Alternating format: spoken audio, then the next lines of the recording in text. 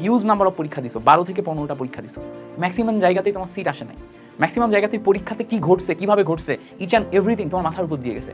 So এই মোমেন্টে দাঁড়িয়ে তোমার নিজের উপরে ওই কনফিডেন্সটা নাই যে তুমি একজন গেইনার, তুমি গেইন করতে পারো, বা তোমার পারফরমেন্স হচ্ছে, তুমি পরীক্ষার হলে যা লিখে আসছো সেগুলো আসলে চান্স পাওয়ার জন্য এনাফ। এই টাইপের যে কনফিডেন্স সাইকেল, এই কনফিডেন্স সাইকেলের ভিতরে তুমি নাই, তুমি একদম আউট অফ দ্য সাইকেল আছো।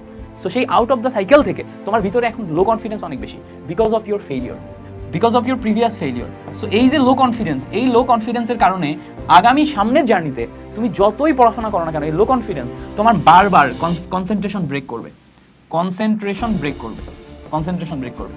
এবং ধরো তুমি একটা সেকেন্ড টাইম ব্যাচে ভর্তি হয়ে বারবার পরীক্ষা দিচ্ছ, নিজেকে যাচাই করতেছো, বাট এই যে লো কনফিডেন্স, তোমার যদি সেলফ বিলিভ না থাকে, নিজের উপরে ভরসা না থাকে, নিজের অতীতের কোনো বড় অ্যাচিভমেন্ট না থাকে, তাহলে এই মোমেন্টে দাঁড়িয়ে তুমি যেহেতু অ্যাডমিশনে বারবার ফেল করছো, এই সেলফ কনফিডেন্স তোমাকে বারবার নিজের ভিতরে এই ধরনের একটা বিশ্বাস জাগিয়ে দিবে, বিশ্বাস জাগিয়ে দেবে যে তুমি ফাইনালি পরীক্ষায় দিয়ে ভালো করতে পারবা না। ওই বিশ্বাসটাই দেখবা ফাইনালি যে পরীক্ষাই তোমাকে খারাপই করাচ্ছে। It's a cycle, it's a loop. So তুমি লো কনফিডেন্সের কারণে এই মোমেন্টে দাঁড়িয়ে সামনের যে জার্নিটা আছে, সেকেন্ড টাইমের জার্নি, সেই জার্নিতে ফেল করতে পারো।